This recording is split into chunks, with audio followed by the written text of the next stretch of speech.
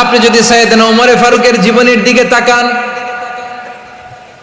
এমন কঠোর, এমন বীর সেনানী ছিলেন। সাইয়েদনা ওমরে ফারুক যদি রাস্তার এই মাথা দিয়ে হাঁটা শুরু করতেন, শয়তান ওমরে ফারুককে দেখলে ওই রাস্তা রেখে দিয়ে অন্য রাস্তা দিয়ে হাঁটতো। সুবহানাল্লাহ।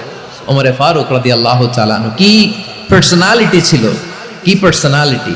আমাদের এলাকায় ছোট বাচ্চারা রাতে ভাত খেতে চায় না, আমার মেয়েটাও খেতে চায় না। এই এটা দিব, ওইটা দিব, আজকে মাহফিলে আসার সময় বলে দিছে লিস্ট করে এটা এটা আনতে হবে। তো ছোট্ট বাচ্চাদের অনেক বায়না থাকে, ওরা রাতে খেতে চায় না। তো মায়েরা বিভিন্ন ভয় দেখায়, এই বাঘ আসবে, বাঘ আসবে খাও, এই ভূত আসবে, ভূত আসবে খাও। আপনারা কি বলেন চট্টগ্রামে? কি আসবে? হ্যাঁ, ভূত, ভূত, ভূত আসবে, বাঘ আসবে, খাও খাও খাও, তাড়াতাড়ি খাও। তো বাচ্চারা এগুলো শুনে ভয়ে খেতে শুরু করে। মদিনার জমিনেও একই ঘটনা ঘটতো। মদিনার ছোট্ট ছোট্ট সোনামণিরা খেতে চাইতো না। তো মায়েরা বলতো, হা হুয়া ইয়াতি উমর, হা হুয়া ইয়াতি উমর, ওই যে উমর আসতেছে, উমর।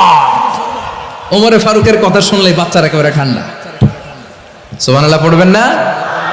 প্রভু তুমি বলেছ রাসূল দেবে না, বলনি দেবে না ওমর, বলনি দেবে না হামজা তারিক, খালিদ বিজয় সমর। প্রভু তুমি বলেছ রাসূল দেবে না, বলনি দেবে না ওমর, বলনি দেবে না হামজা তারিক, খালিদ বিজয় সমর। প্রভু তুমি বলেছ রাসূল দেবে না। আল্লাহু আকবার। ওমর ফারুক রাদিয়াল্লাহু তাআলা আনহু, ওনার কথা শুনলে গায়ের মধ্যে গুজবাম হয়, গায়ের পশমগুলো দাঁড়িয়ে যায়। সুবহানাল্লাহ বলেন। কি পার্সোনালিটি ছিল, কি ব্যক্তিত্ব ছিল। মুনাফিকরা ওমর ফারুককে জমের মতো ভয় পেতেন। শয়তান, খোদ শয়তান এই রাস্তা দিয়ে আসলে শয়তান অন্য রাস্তা দিয়ে হাঁটতো। ওমর ফারুক রাদিয়াল্লাহু তাআলা আনহুর জীবনে যদি দেখেন, তাহলে সেখানে আপনি আদালতের, ইনসাফের, সুশাসনের, জাস্টিসের নমুনা দেখতে পাবেন। কয়টা শুনবেন? সাইয়েদনা ওমর ফারুকের রাদিয়াল্লাহু তাআলা আনহুর সন্তান আব্দুর রহমান মিশরে মদ খেয়ে মদ্যপ অবস্থায় ধরা পড়েছে। মদ খাওয়ার কারণে, মদ যদি কেউ পান করে আর যদি প্রমাণিত হয়, তার বিচার হলো 80 বেত। আওয়াজ করে বলেন কয় বেত? বাংলাদেশেও তো এই আইন আছে নাকি? বাংলাদেশে আছে? হ্যাঁ, মদ খাইলে 80 বেত, এই আইন বাংলাদেশে চালু হোক। আমরা চাই কি চাই না? চাই সবাই। এজন্যই তো ইসলাম ভাল লাগে না। ইসলামকে ভাল লাগে না। ইসলামকে আউট করে রাখতে পারলেই তো এরকম বড় বড় বোতল খাওয়া যায়। একেবারে সহজ, পানির মতো সহজ হিসাব, একেবারে সহজ। ওমর ফারুক রাদিয়াল্লাহু তাআলা আনহুর ছেলে ভুল করে মদ পান করে ফেলেছিলেন। আব্দুর রহমান, ঘটনা ঘটেছে মিশরে। মিশরের গভর্নর তখন আমর ইবনে আস রাদিয়াল্লাহু তাআলা আনহু। আব্দুর রহমানের ভাই যে গভর্নরকে বলল, গভর্নর যদি একটু দয়া করেন, খলিফার ছেলে আমার ভাই আব্দুর রহমান মদ্যপ অবস্থায় ধরা পড়েছে, জনসম্মুখে যদি আপনি বেত্রাঘাত করেন আমাদের প্রেস্টিজ থাকে না। যদি 80 বেত আপনি মারেন আমার কোনো কথা নাই, কিন্তু ঘরের ভেতরে মারেন। আব্দুর রহমানের ভাইয়ের সুপারিশ শুনে সাইয়েদনা আমর ইবনে আস রাদিয়াল্লাহু তাআলা আনহু রাজি হয়ে গেলেন। ঘরের ভেতরে লোকচক্ষুর আড়ালে 80 বেত তিনি মানলেন। কিন্তু ঘটনাক্রমে এই কথা লুকিয়ে লুকিয়ে ঘরের ভেতরে 80 বেত মারার কথা সাইয়েদনা ওমর ফারুক মদিনা থেকে জানতে পারলেন। মদিনা থেকে তিনি ফরমান জারি করলেন, এই বিচার যেমনটি আমর ইবনে আস আদায় করেছে, এটা প্রকৃতপক্ষে আদায় হয় নাই। আসো সবাই মদিনায় আসো, আমর ইবনে আস মদিনায় আসো, আব্দুর রহমানও আসো, সবাই আসো, জনসম্মুখে এই বিচার কার্যকর করতে হবে। সাইয়েদনা ওমর ফারুক মসজিদে নববীর পিলারের মধ্যে নিজের ছেলেকে বাঁধলেন, আবার জনসম্মুখে 80টা বেত তার গায়ের মধ্যে মারলেন। মাজমুয়ে ফাতাওয়া ইবনে তাইমিয়া রাহিমাহুল্লাহ উনি এটা নকল করেছেন। এটা সবচেয়ে বিশুদ্ধ মত। আর অনেক মত আছে, মারা গেছে কবরের উপর, ওগুলো বাদে দিলাম। কেমন খলিফা ছিলেন, কেমন খলিফা। পশ্চিমারা তোমরা জাস্টিস আমাদেরকে শেখাও, ইনসাফ কারে বলে সুশাসন আমাদেরকে তোমরা শিখাও। ওমরে ফারুক রাদিয়াল্লাহু তাআলা আনহু ওইটাকে, ওই বিচারকে তিনি ধর্তব্য মনে করেন নাই। মদিনাতে এনে আবার জনসম্মুখে আবার 80 বেত মেরেছেন। মিশরে ওমরে ফারুক রাদিয়াল্লাহু তাআলা আনহু আমর ইবনুল আসকে গভর্নর করে পাঠালেন। সেখানে আমর ইবনুল আসের ছেলে একটা প্রতিযোগিতায় রানার আপ হয়েছে। এক মিশরি সেখানে চ্যাম্পিয়ন হয়েছে। রানার আপ বুঝতে পেরেছেন তো? রানার আপ সেকেন্ড হয়েছে, এক মিশরি হয়েছে চ্যাম্পিয়ন প্রথম। কিন্তু গভর্নরের ছেলে ও জিততে পারে নাই। ও রাগে ওই মিশরির গায়ের মধ্যে কয়েকটা লাঠি দিয়ে বাড়ি মেরেছে। মিশরি যে মদিনাতে ওমরে ফারুকের কাছে বিচার দিলেন, আপনার গভর্নরের ছেলে অন্যায় ভাবে আমার গায়ে হাত তুলেছে। সাইয়েদনা ওমরে ফারুক আবার ফরমান জারি করলেন, আসো মদিনাতে আসো। মিশরীকে ডাকলেন। ওই মিশরের গভর্নর আমর ইবনুল আস রাদিয়াল্লাহু তাআলা আনহুকে ডাকলেন, তার ছেলেকেও ডাকলেন। সবাই বসে রইল। আমর ইবনুল আস রাদিয়াল্লাহু তাআলা আনহু মাথা নিচু করে বসে আছেন, লজ্জায় কাচুমাচু। হায় হায়, আজকে আমার ছেলের কারণে আমিরুল মুমিনিন খলিফাতুল মুসলিমিন ওমরে ফারুকের কাছে আমি জনসম্মুখে লজ্জিত হচ্ছি। সাইয়েদনা ওমরে ফারুক বললেন, এই নাও লাঠি। গভর্নরের ছেলে তোমার মাথার মধ্যে যতগুলো বাড়ি মেরেছে, আজকে জনসম্মুখে তুমি অতগুলা বাড়ি মারো। মিশরি বলে, থাক, আপনি যে ডেকে আনছেন সবার সামনে এটা বলছেন, এতেই আমি খুশি। আল্লাহু আকবার। আপনার মহানুভবতা দেখে আমি খুশি, আর অপমানের দরকার নাই। ওমরে ফারুক বলে, না, খবরদার, এই কথা মিশরি তুমি বলো না, মারো, যতগুলা বাড়ি মেরেছে মারো। বাধ্য হয়ে মিশরি আমর ইবনুল আসের সামনে ওনার কলিজার টুকরা সন্তানের মাথার মধ্যে বাড়ি মারতে আরম্ভ করলেন। ঠিক যতগুলা বাড়ি গভর্নরের ছেলে আমর ইবনুল আসের ছেলে মিশরির গায়ে মেরেছিল, মাথায় মেরেছিল, মিশরি গুনে গুনে ততটা মারলেন। এই দৃশ্য দেখে ওমরে ফারুক রেগে মেগে আগুন, রাগের চোটে রাগ সামলাতে না পেরে, আর নিজেকে সামলাতে না পেরে মিশরিরে বললেন, ছেলেরে মারা শেষ হয়ে গেলে এবার বাবার টাক মাথার মধ্যে কয়েকটা বাড়ি মার। রাগের চোটে, আউট অফ অ্যাঙ্গার, রাগের চোটে, যে আমার পাঠানো গভর্নর আমর ইবনুল আস তার ছেলেকে কেন আদব তারবিয়া কেন শিক্ষা দিতে পারে না।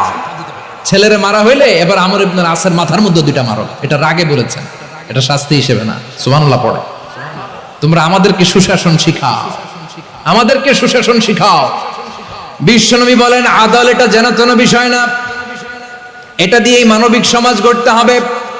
আল্লাহ তাআলা কিয়ামতের কঠিন ময়দানে, যেদিন স্বামী স্ত্রীকে চিনবে না, স্ত্রী স্বামীকে দেখে পালিয়ে যাবে, বন্ধু বন্ধুরে চিনবে না, পীর সাহেব মুরিদরে চিনবে না, মুরিদ পীর সাহেবরে চিনবে না, দলের কর্মী তার নেতারে চিনবে না, নেতা তার কর্মীরে চিনবে না, বন্ধু বন্ধুরে দেখে পালাবে। এই কঠিন মুহূর্তে সূর্যটা মাথার কাছে চলে আসবে, জমিনটা তামার জমিন হবে। আজকের জমিনের মতো নয়। মানুষ ঘর্মাক্ত, ক্লান্ত, শ্রান্ত মাথার মগজগুলো কানের ছিদ্র আর নাকের ছিদ্র দিয়ে বেয়ে বেয়ে পড়বে। বিশ্বনবী ফরমান, ময়দানে 7 শ্রেণীর ব্যক্তিকে রব্বুল আলামিন তার আরশের নিচে ছায়া দিবেন। তার মধ্যে প্রথম শ্রেণীর ব্যক্তি হলো ইমামুন আদিল। ইমামুন আদিল, ন্যায়পরায়ণ শাসক, যে ইনসাফের সাথে বিচার করে, যে জাস্টিস সমাজে সার্ভ করে, যে সুশাসন নিশ্চিত করে, ওই ইমামুন আদিল। আদিল শব্দটা বুঝছেন না? ইন্নাল্লাহা ইয়া'মুরু বিল আদল। পাইছেন? আদিল। 7 শ্রেণীর ব্যক্তিকে আল্লাহ তাআলা সুশীতল আরশের নিচে ছায়া দিবেন, যেদিন তার দেয়া ছায়া ছাড়া কোনো ছায়া থাকবে না। এর প্রথম হচ্ছে ইমামুন আদিল, ন্যায়পরায়ণ শাসক। চিল্লায় বলেন সুবহানাল্লাহ। আবার বিশ্বনবী বললেন, ইন্নাল মুকসিতিনা ইনদাল্লাহি আলা মানাবিরা মিন নূর আন ইয়ামিনির রহমান। কিয়ামতের দিন যারা ন্যায়পরায়ণ হিসেবে আল্লাহর সামনে দাঁড়াবে, কিয়ামতের দিন রব্বুল আলামিন তার আরশের ডান দিকে ওই ন্যায়পরায়ণ লোকদের জন্য আরশের ডান দিকে একটা নূরের মিম্বারে তাদেরকে বসার সুযোগ করে দিবে। আল্লাহর আরশের ডান দিকে ন্যায়পরায়ণ লোকদের জন্য আল্লাহ তাআলা নূরের মিম্বার বানাবে। 4টে কেন কথা মনে করেছেন? আল আদাল, জাস্টিস। ইন্নাল্লাহা ইয়া'মুরু বিল আদল। আল্লাহ তাআলা এই আদালতের নির্দেশনা দেয়, সুবিচার, সুশাসন। প্রিয় ভাইয়েরা, এটা আমরা বাংলাদেশে চাই কি চাই না? এই যে অরাজকতা, এই যে অন্যায়, এই যে জুলুম, এই যে ইনকনসিস্টেন্সি, সমাজের অসঙ্গতি, এর প্রধান কারণ জাস্টিস নাই, সুবিচার নাই, সুশাসন নাই। শেষবারের মতো আওয়াজ করে বলেন তো, আমরা বাংলাদেশে আদল চাই কি চাই না? তাহলে প্রথম নির্দেশনা শেষ, আল্লাহ তাআলা তোমাদেরকে আদলের আদেশ দেন। এরপরে আল্লাহ বললেন, আমি তোমাদেরকে ইহসানের আদেশ দেই। ইন্নাল্লাহা ইয়া'মুরু বিল আদলি ওয়াল ইহসান। আমি তোমাদেরকে যেমনি আদলের নির্দেশনা দেই, তেমনি ভাবে তোমাদেরকে ইহসানের নির্দেশনা দেই। ইহসান, আওয়াজ করে সবাই বলেন তো ইহসান। সবাই বলেননি, সবাই বললে এতটুকু আওয়াজ হবে আমি বিশ্বাস করি না। আওয়াজ করে বলুন আল ইহসান। ইহসান মানে কারো প্রতি সফট হার্টেড হওয়া, মহানুভব হওয়া, অনুগ্রহ পরায়ণ হওয়া, অনুগ্রহশীল হওয়া, একে অপরের প্রতি দয়াদ্র হওয়া। একে অপরের প্রতি দয়াদ্র, অনুগ্রহশীল হওয়া ছাড়া মানবিক সমাজ কশিনকালেও গঠন করা সম্ভব না। প্রিয় ভাইয়েরা, সুন্দর আচরণ দিয়ে, ইহসান দিয়ে যা জয় করা যায়, নরম আচরণ দিয়ে যেটা অর্জন করা যায়, কঠোরতা দিয়ে সেটা পারা যায় না। বিষ্ণু ঈসা ইসলাম ইহসান দিয়ে, কোমল আচরণ দিয়ে, তার অনুগ্রহ দিয়ে তিনি অনেক কাফিরের হৃদয়কে জয় করে ফেলেছেন। সাইয়েদনা সুমামা ইবনে উসাল রাদিয়াল্লাহু তাআলা আনহুর কথা মনে পড়ে যায়। তিনি ছিলেন ইয়ামামার বাদশা। মদিনাতে বিশ্বনবীকে হত্যা করার নিয়তে এসেছিলেন, গোপনে গোপনে বিশ্বনবীকে হত্যা করে আবার ইয়ামামাতে তিনি ফিরে যাবেন। কিন্তু কি অবাক করা কাণ্ড, হত্যা করতে পারে নাই, সাহাবাদের হাতে তিনি ধরা পড়ে গেলেন। সাইয়েদনা সুমামা ইবনে উসাল রাদিয়াল্লাহু তাআলা আনহু হত্যার নিয়তে আসলেন, কিন্তু হত্যা করতে পারলেন না। সাহাবারা ওনাকে ধরে ফেললেন, ধরে মসজিদে নববীর পিলারের মধ্যে বেঁধে রাখলেন। সুমামা ইবনে উসাল, সিরাত থেকে শুনেন, সিরাত থেকে শোনাচ্ছি, রাদিয়াল্লাহু তাআলা আনহু ইয়ামামার অধিপতি ছিলেন। ইয়ামামা বিশ্বনবীকে হত্যার জন্য আসছেন, ধরা পড়ে গেছেন, এখন মসজিদে নববীতে বেঁধে রাখছে, তার মানে বন্দী। এখন স্ট্যাটাস কি? বন্দী, ক্যাপটিভ। বিষ্ণু ঈসা ইসলাম সাহাবাদেরকে বললেন, তার খোঁজ খবর নিও, সুমামা ইবনে উসালের খোঁজ খবর নিও। সাহাবারা বলেন, ইয়া রাসূলুল্লাহ, আপনাকে হত্যা করতে এসেছে, তার তো কঠিন ক্যাপিটাল পানিশমেন্ট হওয়া দরকার, কঠিন শাস্তি হওয়া দরকার। বিষ্ণু বললেন, না, আমি যেটা জানি তোমরা সেটা জানো না, তোমরা সুমামার সাথে ভালো আচরণ করো। বিশ্বনবী সুমামার কাছে গেলেন। প্রথম দিন যে তিনি কালেমার দাওয়াত দিলেন, ইমানের দাওয়াত দিলেন, ইসলামের দাওয়াত দিলেন, রিসালাতের দাওয়াত দিলেন, আখিরাতের দাওয়াত দিলেন।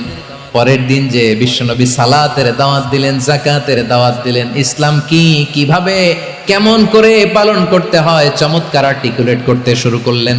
তন্ময় হয়ে সুমামা ইবনে উসাল রাদিয়াল্লাহু তাআলা আনহু বিশ্বনবীর কথাগুলো শুনতে আরম্ভ করলো।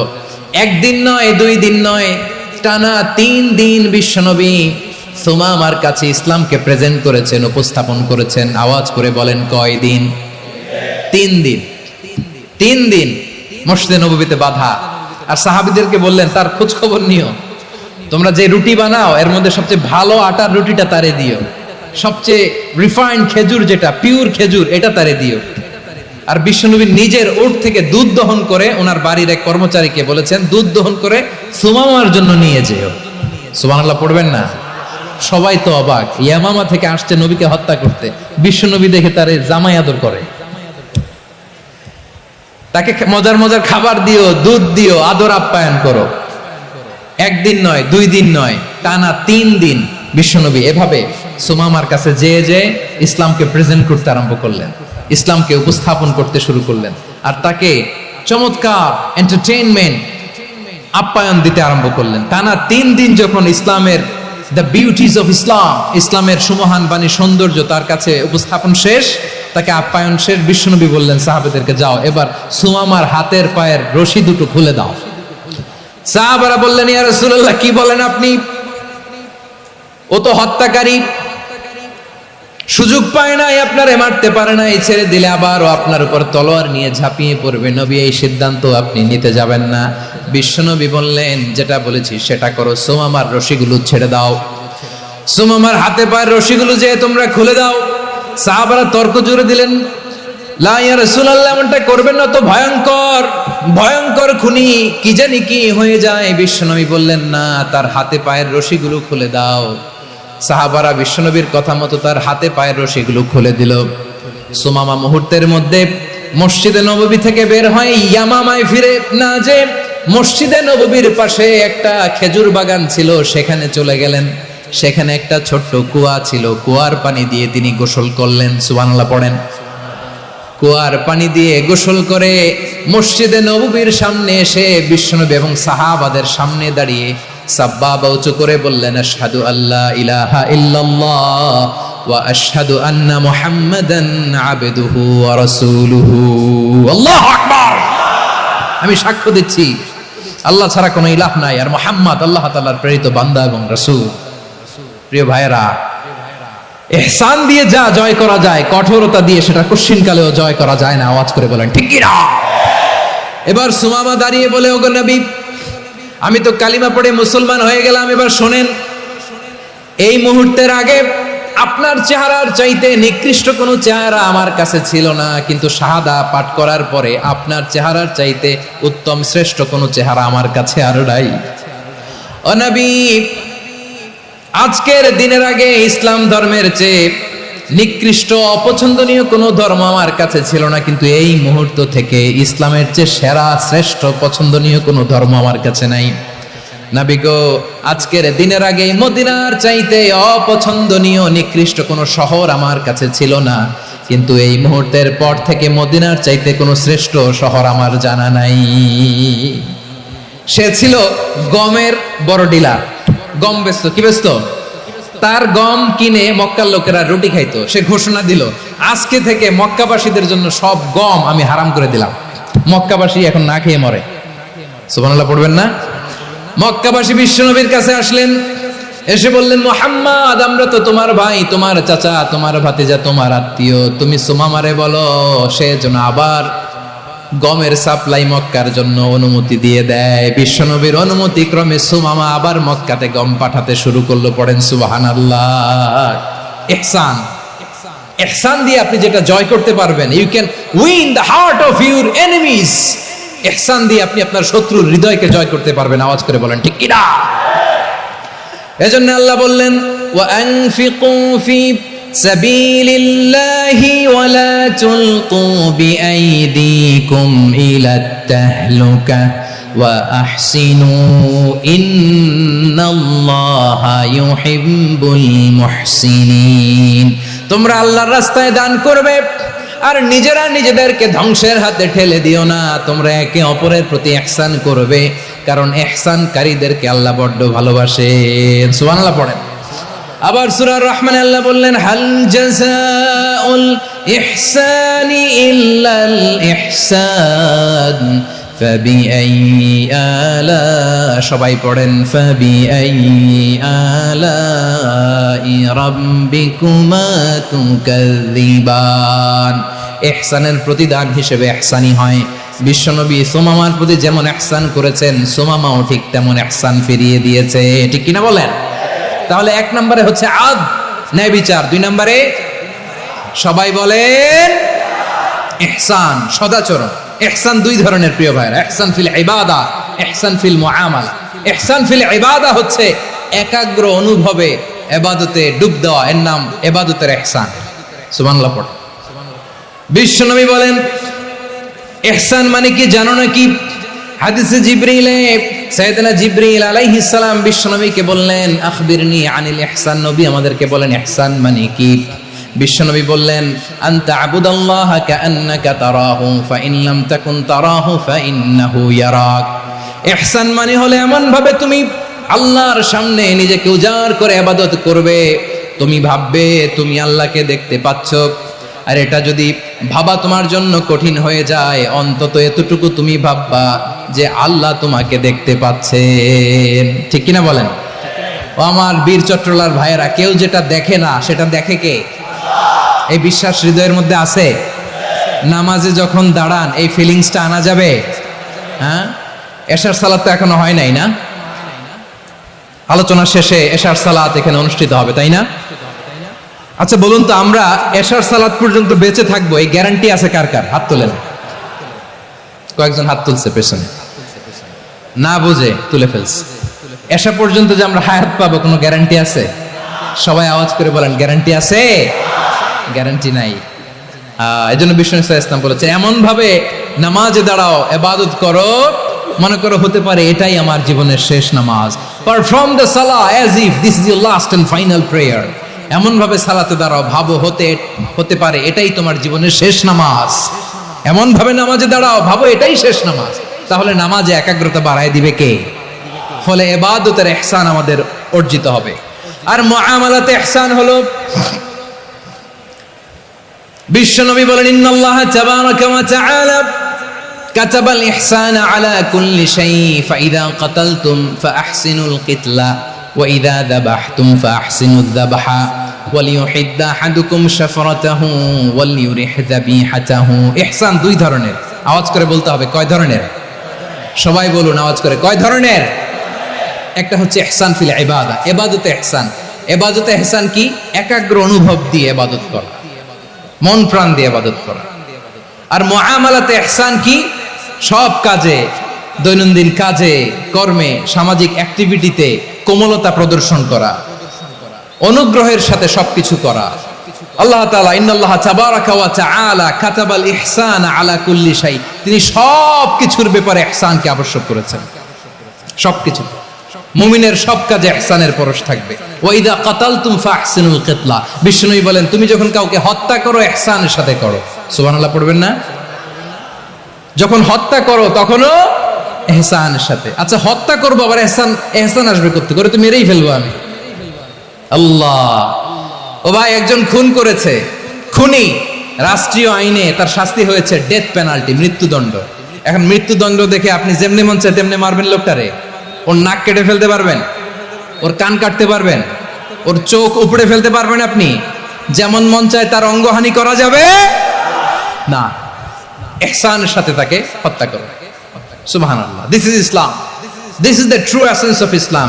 ওয়া ইযা যাবাহতুম ফাহসিনুয যাবহা, যখন জবাই করবে তখনও ইহসানের সাথে জবাই করো। করব জবাই, ওইখানেও নাকি ইহসান। আচ্ছা কুরবানির দিন আমরা পশুগুলোরে কি করি বলেন সবাই আওয়াজ করে?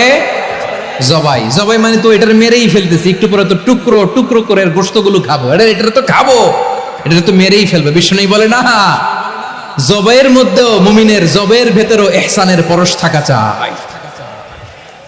যখন জবাই করবে প্রাণীটাকে হাত পা টাইট করে বেঁধে নাও, ছুরিটাকে শার্পেন করে নাও, ধারালো করে নাও, যাতে অল্প সময়ে জবাইটা হয়ে যায়, প্রাণীটা যাতে কম কষ্ট পায়। সুবহানাল্লাহ পড়ে।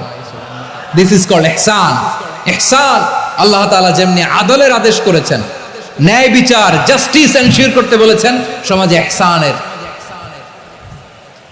ব্যবহার, ইহসানের অনুশীলন তিনি করতে বলেছেন। এজন্য মুমিনের প্রতিটি কাজে, আমার চট্টগ্রামের ভাইরা আমার দিকে তাকান, খেয়াল করে শুনুন, মুমিন জীবনের প্রতিটি কাজে ইহসানের পরশ থাকা চাই।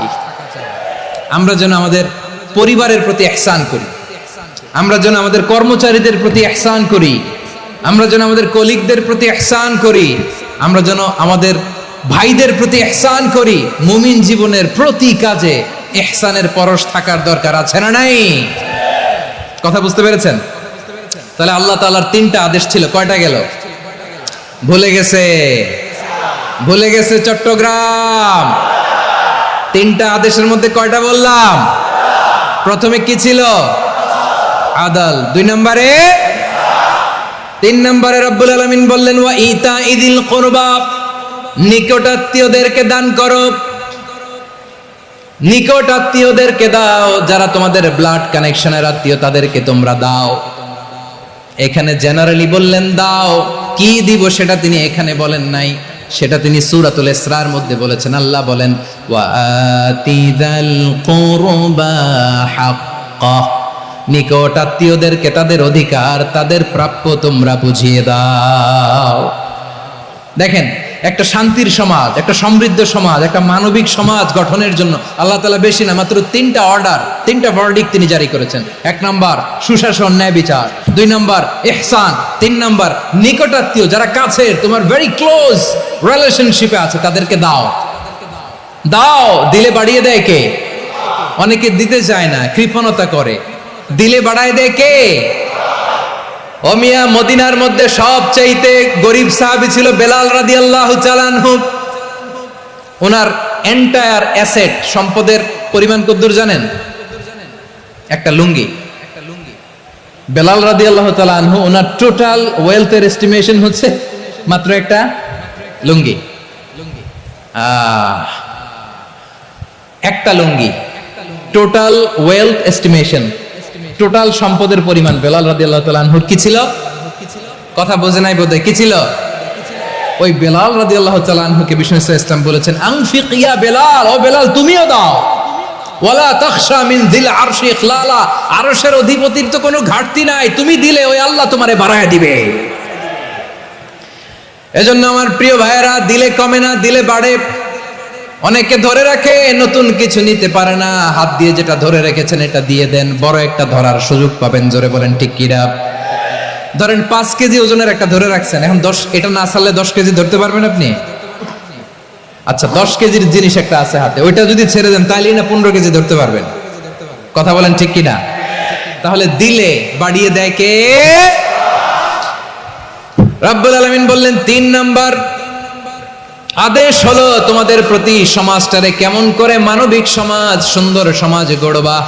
3 নাম্বার আদেশ হলো ওয়াতিদাল কুরবা হাক্কা, নিকটাত্মীয়দেরকে তাদের প্রাপ্য বুঝিয়ে দাও। এই নিকটাত্মীয়দেরকে তাদের অধিকার বুঝিয়ে দেওয়া, প্রাপ্য বুঝিয়ে দেওয়াতে আমাদের গাফলতি আছে না নাই?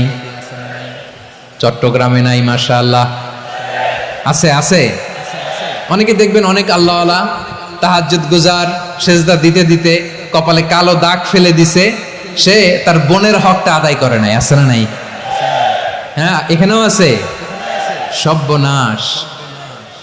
অনেক বড় হাজী সাহেব, বিশাল লম্বা দাড়ি, ছেলেরে সব দিয়ে দিছে, মেয়েরে কিছু দেয় নাই, মেয়ের হক আদায় করে নাই। আছে না নাই? এই হাজী সাহেবেরা, এই আল্লাহওয়ালারা কিয়ামতের ময়দানে আটকে যাবে। আপনি অন্যের অধিকার নষ্ট করেছেন, তাদের রাইটস কে ভায়োলেট করেছেন।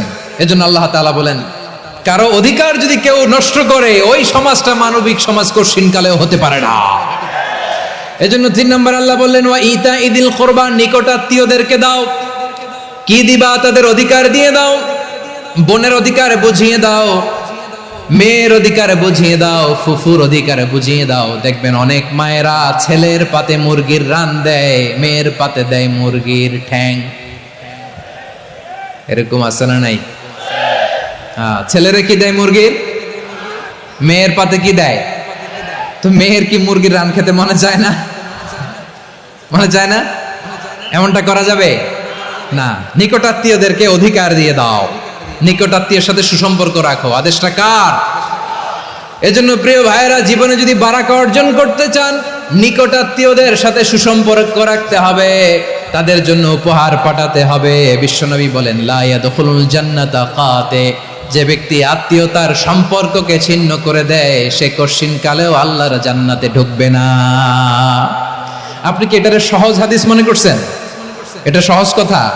আপনি ভাবছেন আপনার নামাজ আপনার বাঁচাতে পারবে, আপনার রোজা বাঁচাতে পারবে, আপনার তাহাজ্জুদ আপনারে বাঁচাতে পারবে? অধিকার নষ্ট করলে কিছুই আপনারে বাঁচাতে পারবে না। এজন্য নিকট আত্মীয়দেরকে দিতে হবে বেশি বেশি। বিশ্বনবী বলেন, ইন্না সাদাকাতা আলাল মিসকিনি সাদাকা ওয়া আলা যির রাহিমি ইসনাতান সাদাকাতুন ওয়া সিলা। মিসকিন রে দান করলে শুধু দানের সওয়াব হয়, নিকট আত্মীয়কে দান করলে 2টার সওয়াব হয়। সাদাকার সওয়াব হয়, আবার আত্মীয়তার বন্ধন অটুট রাখার সওয়াব হয়ে যায়। আবার বিশ্বনবী বললেন, মান সাররাহু আইয়ুবসাত লাহু ফি রিজকিহি ওয়া ইউনসা লাহু ফি আসারিহি ফালইয়াসিল রাহিমা। যে ব্যক্তি তার রিজিকের প্রশস্ততা চায় আর হায়াতে বরকত চায়, সে যেন তার আত্মীয়ের সাথে সুসম্পর্ক রাখে। আমার প্রিয় চট্টলার ভাইয়েরা, আমাদের রিজিক বাড়ুক, এটা আমরা চাই কি চাই না? সবাই চান? হ্যাঁ, আমাদের রিজিকে প্রশস্ততা আসুক, চাই কি চাই না? আমাদের হায়াতে বরকত আসুক, আমরা চাই কি চাই না? এই দুইটা যদি চান তাহলে নিকট আত্মীয়দের সাথে সুসম্পর্ক রাখবেন, পারবেন? তাহলে সমাজটারে মানবিক সমাজ বানায় দিবে কে? তিনটা আদেশ চলে গেল। কয়টা? আওয়াজ করে বলেন। 1 নম্বরে কি ছিল? 2 নম্বরে, 3 নম্বরে নিকট আত্মীয়দেরকে দান। আপনাদেরকে আরো শোনার আগ্রহ আছে? আপনাদের মনোযোগ আছে না গেছে? কষ্ট হচ্ছে না? মাশাআল্লাহ, মাশাআল্লাহ। তাকবীর পড়ুন, লিল্লাহে তাকবীর।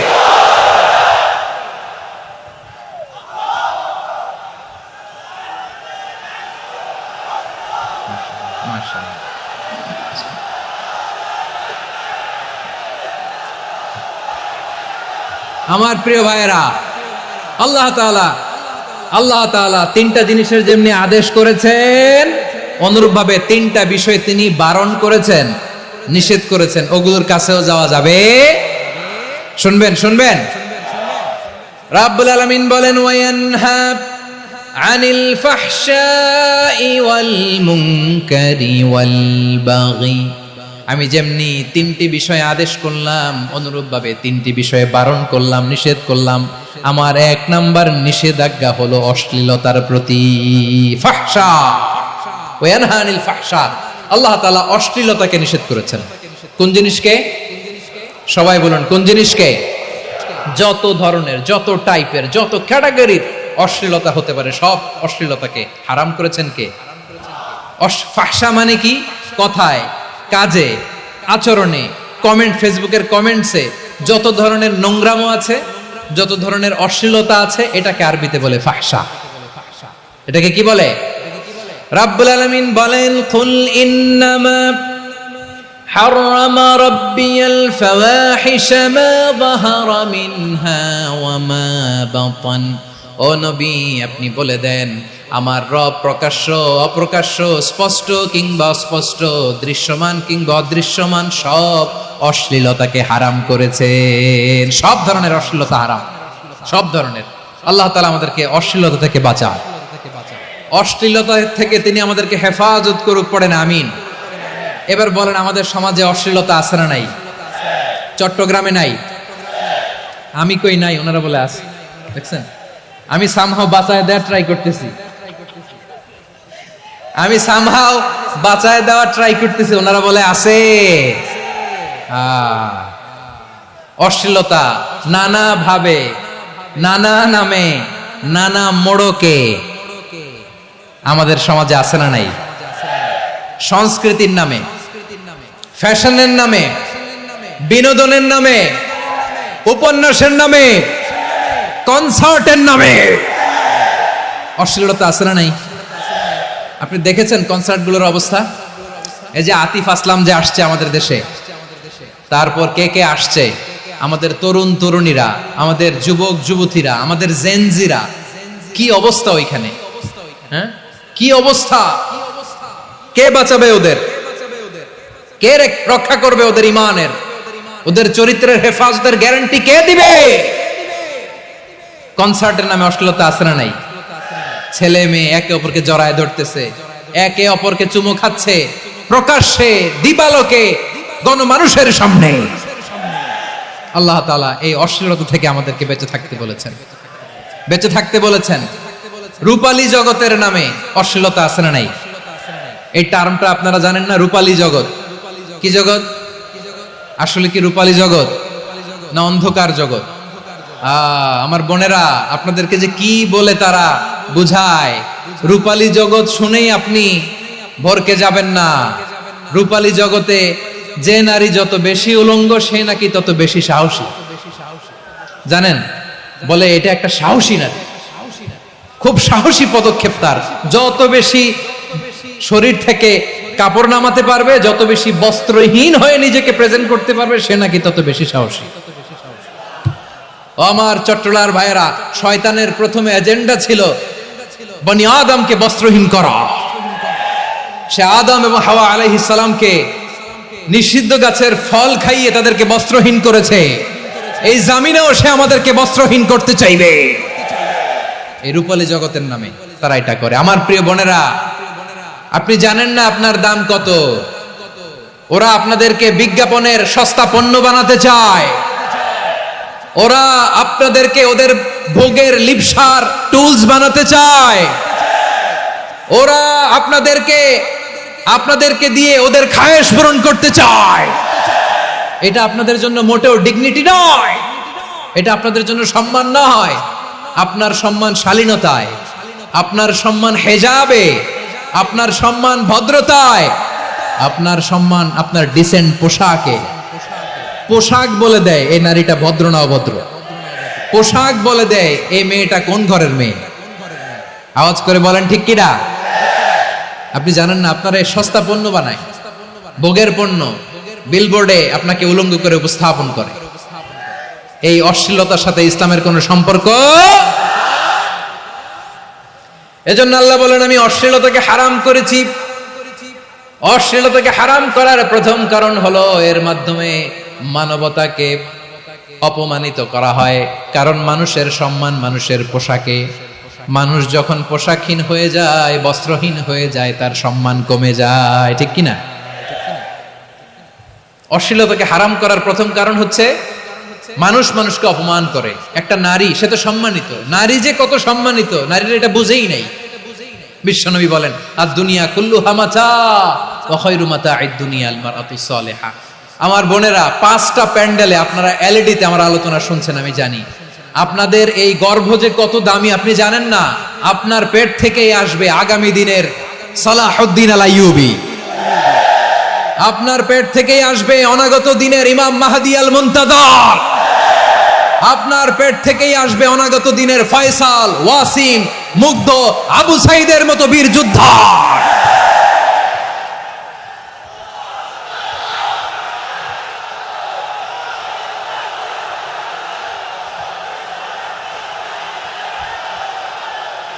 আমার প্রিয় বোনেরা, আমার প্রিয় বোনেরা, বিশ্বনবীর কথার ওজন খেয়াল করেন। আর দুনিয়া কুল্লুহা মাতা ওয়া খায়রু মাতা'আদ দুনিয়াল মারআতুস সালিহা।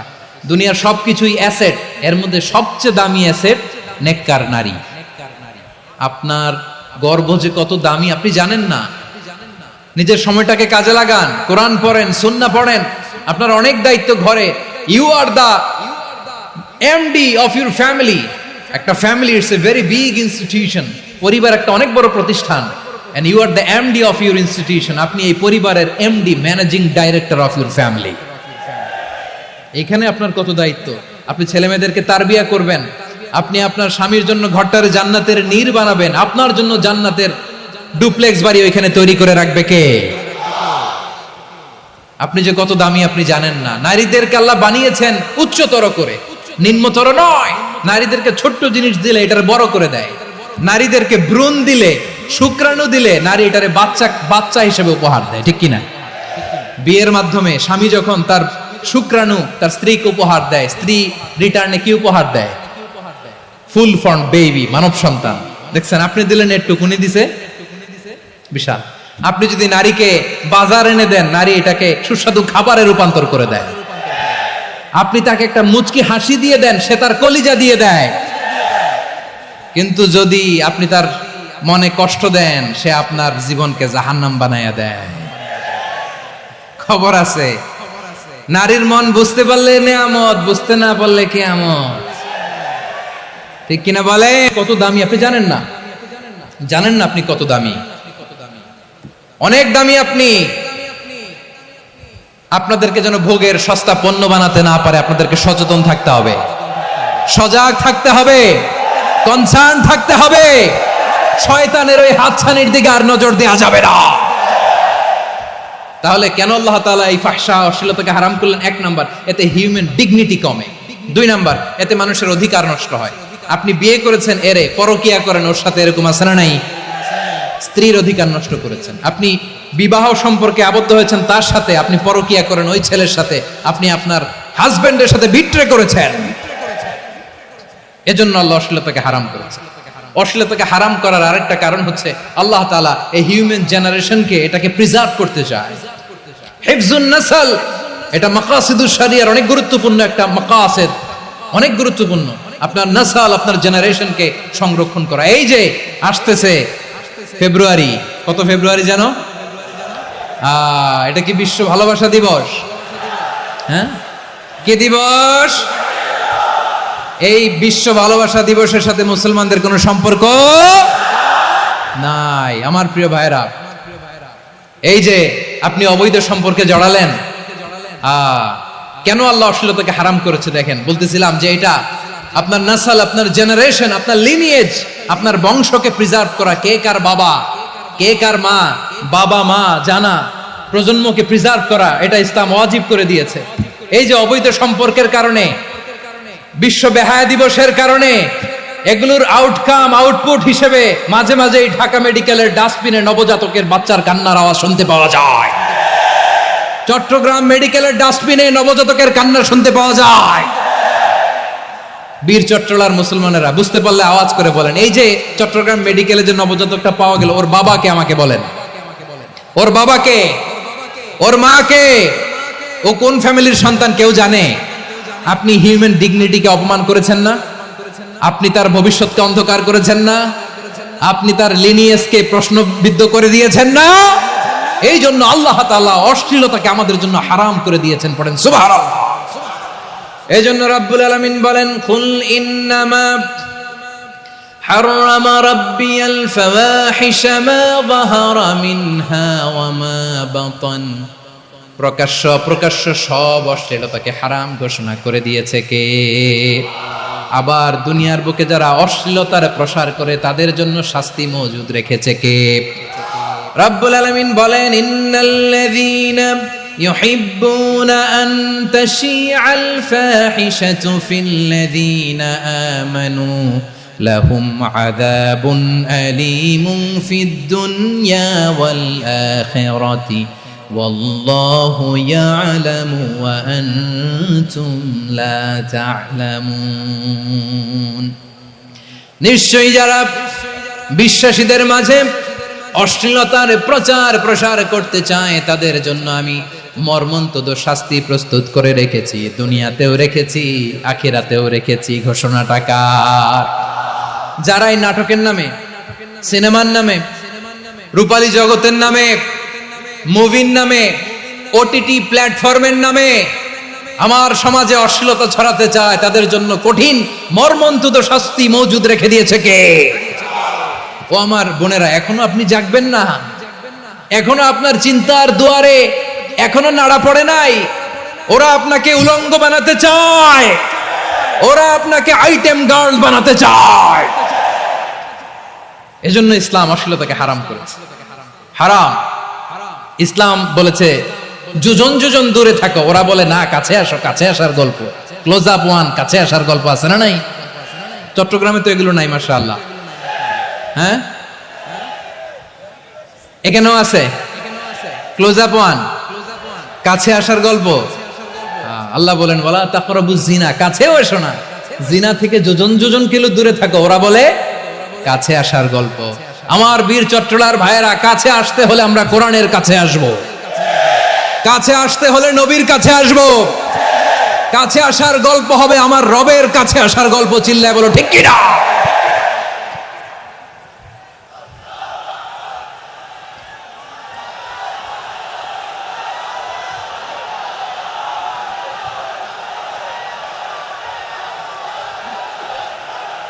বসুন, বসুন আমার ভাইয়েরা।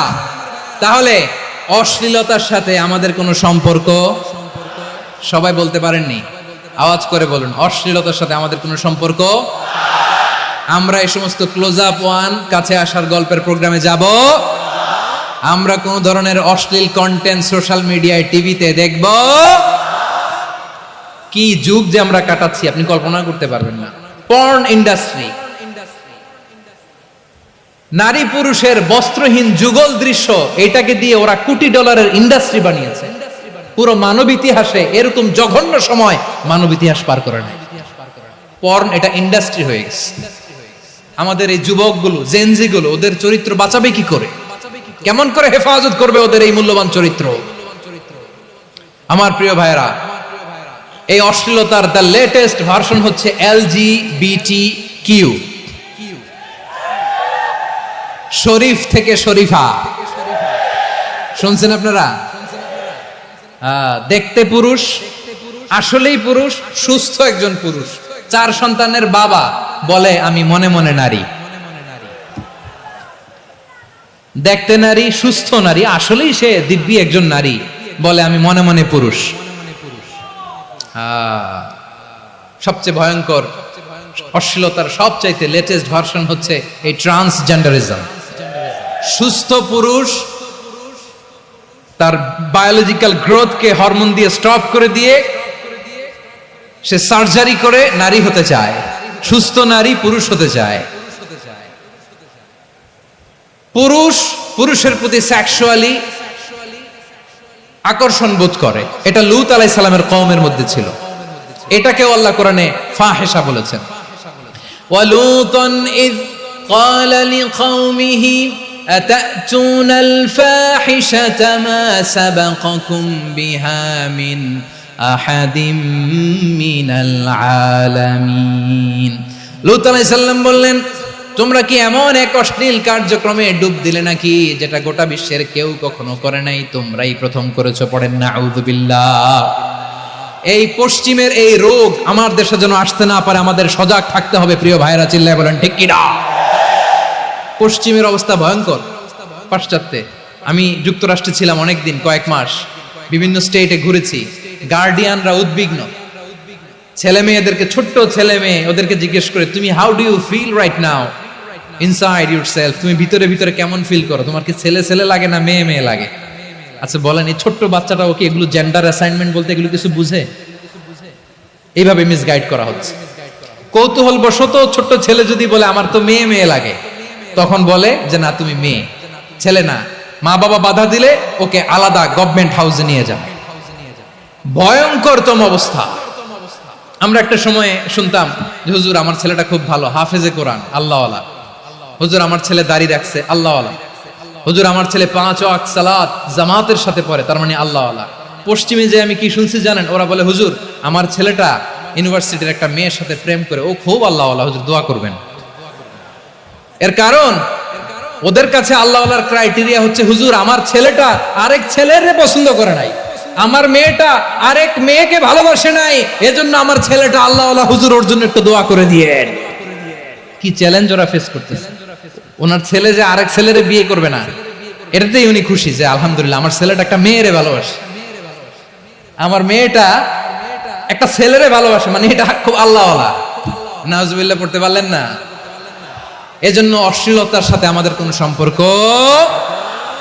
রাব্বুল আলামিন বলেন ওয়ায়ানহা আনিল ফাহশাই ওয়াল মুনকারি ওয়াল বাগি, 3টা জিনিসকে আমি নিষিদ্ধ করলাম। 1 নাম্বার হলো ফাহশা, অশ্লীলতা। 2 নম্বরে হলো মুনকারের সমস্ত মন্দ কাজ।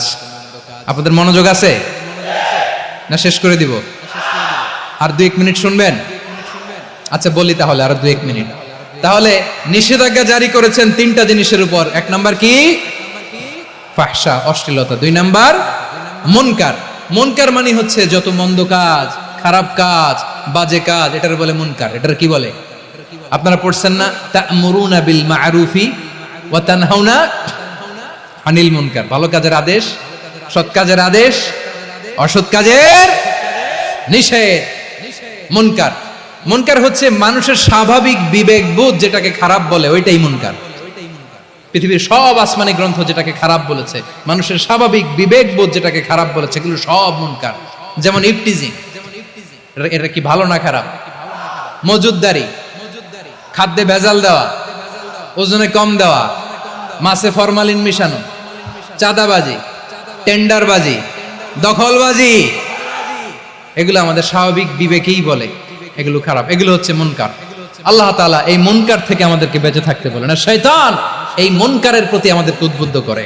আল্লাহ তাআলা বললেন ইয়া আইয়ুহাল্লাযীনা আমানু লা তাত্তাবিউ খুতুওয়াতিশ শাইতান ومن يتبع خطوات الشيطان فإنه يأمر بالفحشاء والمنكر। আল্লাহ বললেন আমার গোলামেরা শোনো শোনো, ও আমার বিশ্বাসী বান্দারা খবরদার, তোমরা কশিনকালেও শয়তানের পদাঙ্ক অনুসরণ করবে না, কারণ শয়তান তোমাদেরকে অশ্লীলতা এবং মন্দ কাজের দিকে উদ্বুদ্ধ করে। আমাদের কাজ হচ্ছে শয়তান আমাদেরকে যেদিকে নিতে চায় আমরা তার উল্টা দিকে যাব, ঠিক কিনা বলে? শয়তান এই মন্দ কাজকে আমাদের কাছে বিউটিফাই করে চাকচিক্যময় করে আমাদের সামনে উপস্থাপন করে।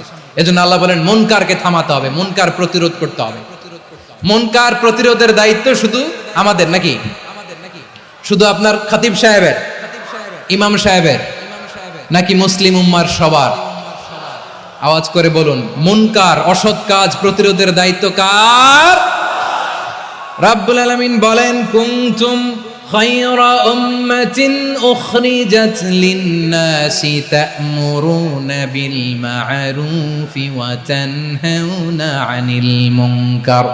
তোমাদেরকে শ্রেষ্ঠ জাতি করে জমিনের মধ্যে আবির্ভূত করা হয়েছে, যাতে করে তোমরা জমিনের ভেতরে সৎ কাজের আদেশ করতে পারো আর অসৎ কাজের নিষেধ করতে পারো।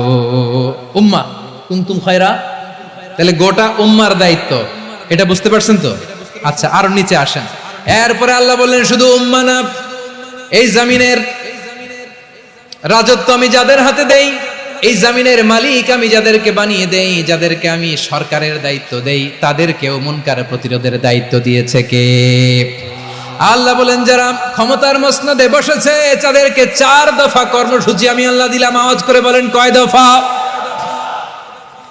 আল্লাহ বলেন আল্লাযীনা ইম্মাক্কান্নাহুম ফিল আরদি আকামুস সালাতা ওয়া আতাউয যাকাতা ওয়া আমারু বিল মা'রুফি ওয়া নাহাউ আনিল মুনকার ওয়ালিল্লাহি আকিবাতুল উমুর। যারা এই জমিনের উত্তরাধিকার হয়েছে তারা 4 দফা কর্মসূচি নিয়ে সামনে আগাবা। সালাত কায়েম করবা, যাকাত আদায় করবা, সৎ কাজের আদেশ দিবা, অসৎ কাজ থেকে মুনকার প্রতিরোধ করবা। আদেশটা কার?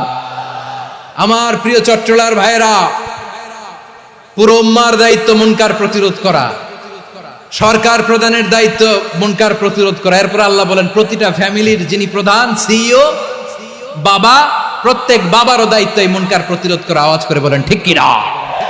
যেমনটি সাইয়েদনা লুকমান আলাইহিস সালাম ওনার কলিজার টুকরা সন্তানকে আদেশ করেছেন, ইয়া বুনাইয়া আকিমিস সালাতা ওয়া'মুর বিল মা'রুফি ওয়ানহা আনিল মুনকার। পড়েন সুবহানাল্লাহ। বাবা ছেলেকে সবক দিচ্ছে। কে সবক দিচ্ছে? কাকে? লুকমান আলাইহিস সালাম ছেলেকে বলতেছে, ওরে আমার কলিজার টুকরা সন্তান, ওরে আমার বাছা, নামাজ কায়েম করবা, সৎ কাজের আদেশ দিবা, আর মুনকার প্রতিরোধ করবা, অসৎ কাজ, সমাজ থেকে খারাপ কাজকে ঝেঁটে বিদায় করে দিবা। তাহলে দেখেন আমি স্টেপ বাই স্টেপ নামলাম। পুরা উম্মার দায়িত্ব, জমিনের উত্তরাধিকারী আল্লাহ যাদেরকে বানিয়েছেন সরকার, তাদের দায়িত্ব, প্রতিটি ফ্যামিলির প্রধানের দায়িত্ব। এরপরে বিশ্বনবী বলেন সচেতন প্রতিটি মুসলিমের দায়িত্ব সমাজ থেকে মুনকারকে উৎখাত করা। বিশ্বনবী বলেছেন মান রাআ মিনকুম মুনকারান ফালিয়ুগাইয়িরহু বিয়াদিহি فإن لم يستطع فبلسانه وإن لم يستطع فبقلبه وذلك أضعف الإيمان। সমাজে যে মুনকার দেখবে, খারাপ কাজ দেখবে, সেজন্য হাত দিয়ে সেটাকে থামায়। কি দিয়ে? আপনাদের তো হাত নাই না? হাত আছে, হাত আছে। ওরা যেই হাত দিয়ে অন্যায় করে ওইটা প্রতিরোধের জন্য আমাদেরও হাত আছে না নাই? থামাতে হবে, থামাতে হবে।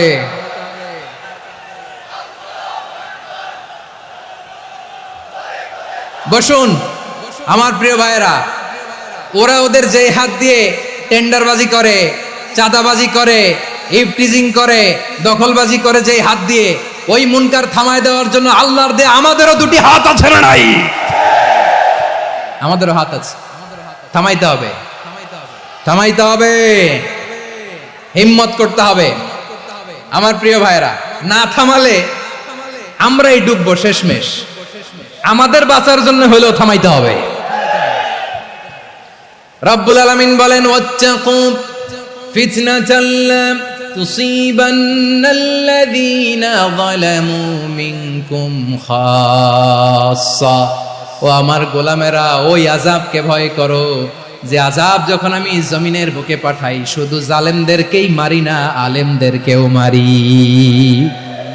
আযাব যখন আসে তখন শুধু জালিমই মরে না, আলেমও মরে। জানেন, মুসা আলাইহিস সালামের পায়ে একবার একটা লাল পোকা কামড় দিয়েছে, লাল পিঁপড়া। লাল পিঁপড়া কামড় দিলে খুব আরাম লাগে না? কি লাগে? হ্যাঁ, জ্বলে না? লাল একটা পিঁপড়া কামড় দিছে,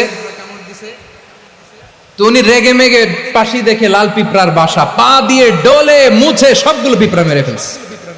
এই ঘটনাটা আল্লাহ ঘটিয়েছেন। এজন্য মুসা আলাইহিস সালাম ছিলেন কালিমুল্লাহ, সরাসরি আল্লাহর সাথে কথা বলতেন। তিনি আল্লাহকে জিজ্ঞেস করেছিলেন, আল্লাহ তুমি যখন কোনো জনপদে আযাব পাঠাও, শাস্তি দাও, ওখানকার শুধু জালেমরাই তো মরে না, ভালো মানুষগুলাও মরে, তো আযাব দিবা মুশরিকদের উপর দিবা, অবাধ্যদের উপর দিবা, ভালো মানুষগুলোরে মারো কেন?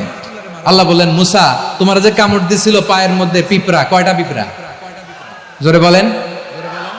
একটা পিঁপড়া, তো সবগুলারে মারলা কেন? রেগে মেগে পুরো পিঁপড়ার বাসা ভেঙে মেসাকার করলা কেন? এই মুসা, আমি যখন অ্যাকশনে যাই, আমি যখন শাস্তি দেই, তখন এত বাস বিচার করা হয় না, বাস বিচার করা যায় না। যখন অ্যাকশনে যাওয়া হয় ওইটা ডাইরেক্ট অ্যাকশন হয়ে যায়। চিল্লায় বলো ঠিক কি না? এজন্য আমাদের বাঁচার জন্য হলেও এই পাপ থামাতে হবে, এই শয়তানের অট্টহাসি থামাতে হবে, অন্যায় অপরাধ সমাজ থেকে আমাদের থামাতে হবে। কারণ আযাব আসলে ওরাও মরবে, আমরাও মরব। একটা জাহাজ 2 তলা, আপনি আছেন 2য় তলায়, শুনতেছেন? শুনতেছেন? জাহাজ কয় তলা? আপনি কোন তলায়? 2য় তলায়। নিচের তলার কিছু লোক জাহাজের তলা ছিদ্র করতে আরম্ভ করছে। কি ছিদ্র করতেছে? আচ্ছা, জাহাজের তলা ছিদ্র করলে তলা দিয়ে কি ঢুকে? এখন আপনি যদি বলেন আমার কি, আমি তো 2 তলায়, আমার কি, আমি তো সেফ, আমি ইন দ্য সেফ জোন, আমি তো ভালো আছি, আমি তো ভালো আছি, ওরা ছিদ্র করে ওরা মরবে। আসলে কি শুধু ওরা মরবে, নাকি তলা ফুটো হলে ভিতরে পানি ঢুকলে আপনারও সলিল সমাধি হবে? তলা দিয়ে যখন পানি ঢুকবে, জাহাজ ঢুকলে আপনিও মরবেন। এজন্য নিজে মরার আগে ওই পাগলগুলোর নিচতলায় যে থামাতে হবে। চিল্লায় বলেন ঠিক কি না? এজন্য আল্লাহ বললেন, মুনকার প্রতিরোধের দায়িত্ব সমাজের টপ টু বটম সবার। পুরো আম্মার দায়িত্ব, সরকার প্রধানের দায়িত্ব, প্রতিটি ফ্যামিলির প্রধান বাবার দায়িত্ব। বিশ্বনবী বললেন প্রতিটি সচেতন মুসলিমের দায়িত্ব। এজন্য মুনকার প্রতিরোধ করার দরকার আছে না নাই? সমাজে এই যে ইফটিজিং হয়, আপনার বোনের বয়সী একটা মেয়েকে কিছু বকাটে টিটকারি করে, এই বলে সেই বলে, নোংরা কথা বলে, রাস্তায় দেখেও আপনি পাশ দিয়ে না দেখার মতো চলে যান কেন? আপনি দাঁড়ান না কেন? আপনি দাঁড়ালেই তো থেমে যাবে, কারণ সত্যের যে শক্তি তার সামনে মিথ্যা মুখ থুবড়ে পড়ে। আপনার সামনে ও কিছুই না, নাথিং। আপনি দাঁড়ান, ওকে প্রশ্ন করেন যে আমার বোনকে তুমি ডিস্টার্ব করো কেন? আপনাকে দেখে আরো 5 জন দাঁড়াবে, 5 জনকে দেখে আরো 10 জন দাঁড়াবে। আমাদের নীরবতা আর আমাদের নিশ্চুপ থাকাই জালিমদেরকে আরো শক্তিশালী জালিম বানিয়েছে। এজন্য মুনকার প্রতিরোধের দায়িত্ব আমাদের সবার। টেন্ডারবাজি, চাঁদাবাজি, দুর্নীতি, অপরাধ, দখলদারিত্ব, মজুদদারি, এগুলো সব কিছু একসাথে প্রতিরোধ করতে হবে। ঠিক কিনা বলেন? একটা মানবিক সমাজ যদি চাই, প্রতিরোধ করতে হবে। প্রিয় ভাইয়েরা, আল্লাহর শপথ নিয়ে বলি, এই নাসিহাতগুলো সবার জন্য, সব দলের জন্য, সব মতের মানুষের জন্য। আমরা কোনো দলের প্রতি মানুষকে ডাকি না, আমরা ডাকি ইসলামের দিকে। সব দলের, সব মতের, সব মানুষদেরকে আমরা আহ্বান জানাই, আসুন আমরা একটা সুন্দর সমাজ বিনির্মাণ করি। এই যে নতুন বাংলাদেশের এক সুযোগ এসেছে, আর জীবনে হয়তো আসবে না, সামনের 100 বছরে এই সময় আসবে না। আসুন দেশটাকে আমরা সাজাই, আসুন আমরা দুর্নীতি বন্ধ করি, আসুন আমরা চাঁদাবাজি বন্ধ করি, আসুন আমরা দখলদারিত্ব বন্ধ করি, আসুন আমরা এক দল আরেক দলকে নিশ্চিহ্ন করার যে রাজনীতি, এটা বন্ধ করি। সব দলের প্রতি আমার আহ্বান। আমি কিছুদিন আগে একটা নিউজ দেখলাম, ওই যে লন্ডনে বসে জনাব তারেক রহমান সাহেবকে আমি ধন্যবাদ দিতে চাই। উনি সংবাদ শোনা মাত্রই ওনার দলের অনেক চাঁদাবাজকে উনি বহিষ্কার করেছে। I do appreciate. প্রতিটি দলের এরকম ইনিশিয়েটিভ নেওয়ার দরকার আছে না নাই? যে কোনো দলে এই প্র্যাকটিসটা থাকার দরকার আছে না নাই? চাঁদাবাজদের সাথে আপনারা নিজেদেরকে মুক্ত ঘোষণা করবেন যে এরা আমার দলের কর্মী হতে পারে না। আমরা চাঁদাবাজ মুক্ত বাংলাদেশ চাই, জুলুম মুক্ত বাংলাদেশ চাই, ফ্যাসিজম মুক্ত বাংলাদেশ চাই, গুণ খুন খারাপি মুক্ত বাংলাদেশ চাই। আমরা নতুন ভোরের বাংলাদেশ চাই। ওই বাংলাদেশ পাওয়ার জন্য মুনকার প্রতিরোধে, অন্যায় প্রতিরোধে যদি বাঘের বাচ্চার মতো, আবু সাইদের মতো দুই হাত উঁচু করে বুককে টান টান করে প্রসারিত করে দাঁড়াতে হয়, রাজি আছো মুসলমান? কারা কারা রাজি? আল্লাহকে হাত দেখিয়ে প্রতিজ্ঞা করো।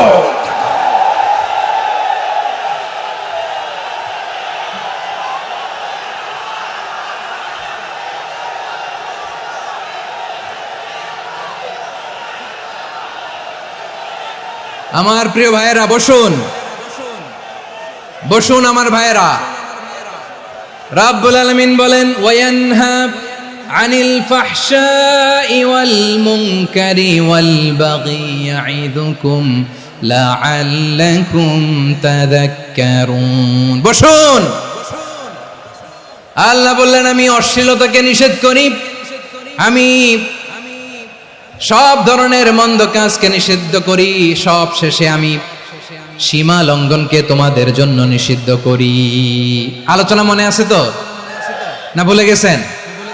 নিষিদ্ধ করেছেন কয়টা জিনিস?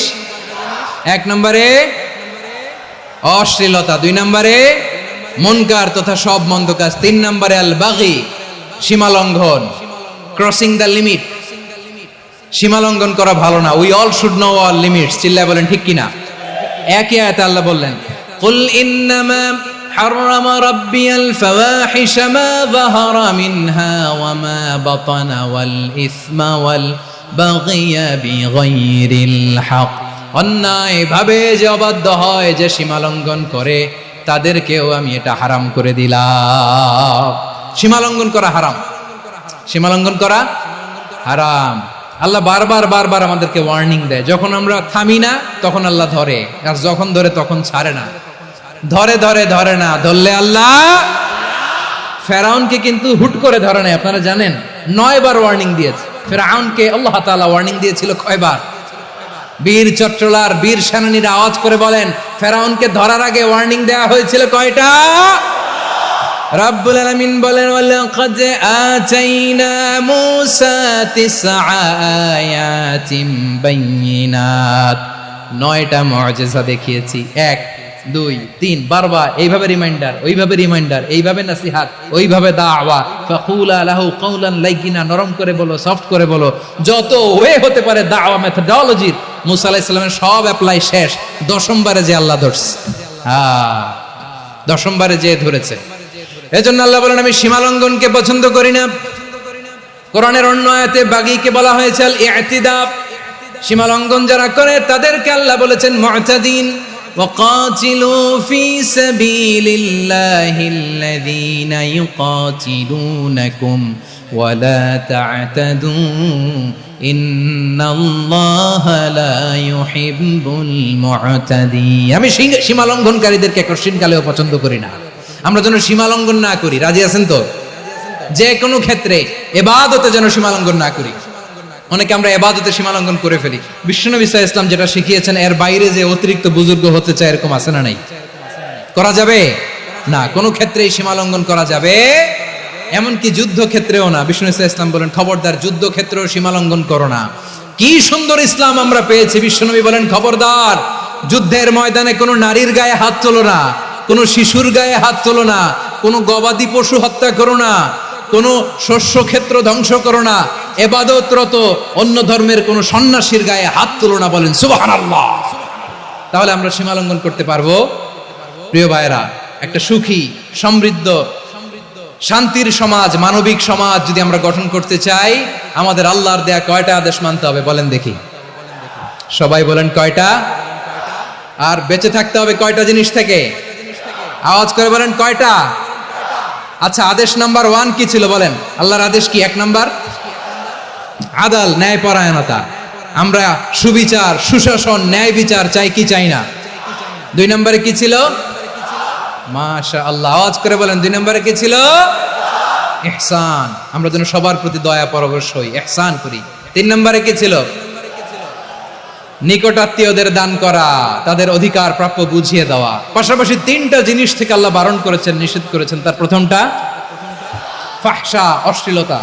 অশ্লীলতার সাথে আমাদের কোনো সম্পর্ক। আজকের এই ঐতিহাসিক চট্টগ্রামের প্যারেড ময়দান থেকে আমরা যত ধরনের মা যাহারা মিনহা মা বাতান, প্রকাশ্য অপ্রকাশ্য, দৃশ্যমান অদৃশ্যমান, সব অশ্লীলতা থেকে নিজেদেরকে মুক্ত ঘোষণা করলাম। অশ্লীলতাকে আমরা না বলে দিলাম। আওয়াজ করে সবাই বলুন নো। অশ্লীলতার সাথে আমাদের কোনো সম্পর্ক। 2 নম্বর নিষেধাজ্ঞা কি ছিল? আল মুনকার, সমাজের যত মন্দ কাজ এগুলোকে আমরা প্রতিরোধ করব। রাজি আছেন তো সবাই?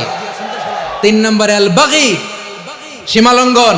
কোন মুসলিম সীমালঙ্ঘন করে না, এমনকি যুদ্ধক্ষেত্রে ওনা আওয়াজ করে বলেন ঠিক কি না। রব্বুল আলামিন শেষে বললেন ইয়াইদুকুম লাআল্লাকুম তাযাক্কারুন, আল্লাহ তোমাদেরকে উপদেশ দেন যাতে তোমরা শিক্ষা গ্রহণ করো। আমরা উপদেশ দেব, আমরা জোর করে কাউরে কিছু মানাতে চাই না। লা ইকরাহা ফিদ্দিন ওয়া যাক্কির ফাইন্না যিকরা তানফাউল মুমিনিন। উপদেশ দিলে এটা মুমিনদের কাজে দেয়। লাস্তা আলাইহিম বিমুসাইতির ইন্নামা আনতা মুযাক্কির। নবী হে, আপনি রিমাইন্ডার দাতা, আপনি উপদেশ দিবেন। আমরাও বিশ্বনবীর এই হাদিসগুলো থেকে, কোরআনের আয়াত থেকে রিমাইন্ডার, এই কথামালা বাণীবাহক হিসেবে এই বাণীগুলো আপনাদের সাথে কাছে পৌঁছে দিলাম। আমরা আল্লাহ তাআলার কাছে প্রার্থনা করি, আল্লাহ আমরা যেন আদল দিয়ে আমাদের সমাজকে গঠন করতে পারি। আল্লাহ আমরা যেন ইহসান করতে পারি, আমরা যেন নিকটাত্মীয়দের দান করতে পারি। আল্লাহ যত ধরনের অশ্লীলতা, অনাচার, মন্দ কাজ, সীমালঙ্ঘন, অবাধ্যতা থেকে যেন আমরা বেঁচে থাকতে পারি। আল্লাহ তাআলা আমাদের সবাইকে কথাগুলো বোঝার ও আমল করার তৌফিক দান করুক। হাযা মা ইনদি ওয়াল ইলমু ইনদাল্লাহ আলাইহি তাওয়াক্কালতু ওয়া ইলাইহি উনীব। প্রিয় ভাইরা, আমি আপনাদের সবার জন্য দোয়া করি, আপনারাও আমার জন্য দোয়া রাখবেন। আমাদের পাশেই আছেন আমাদের সকলের শ্রদ্ধাভাজন আমাদের মুরব্বী আওলাদে রাসূল আনোয়ার হোসেন তাহের জাবির আল মাদানী হাফিজাহুল্লাহ ওয়া রাআ। সবাই বসুন। উঠবেন না? কে উঠবেন না? উঠলেন কেন? উঠলেন কেন? প্যারেড ময়দানের প্রোগ্রাম তো এরকম হইতে পারবে না। বসুন, এটা আল্লামা সাঈদীর স্মৃতি বিজড়িত মাহফিল। বসুন, বসুন, এই মাহফিলের আদব আছে। বসুন, বসুন। সুশৃঙ্খল ভাবে আমরা আখির মোনাজাতে অংশগ্রহণ করব।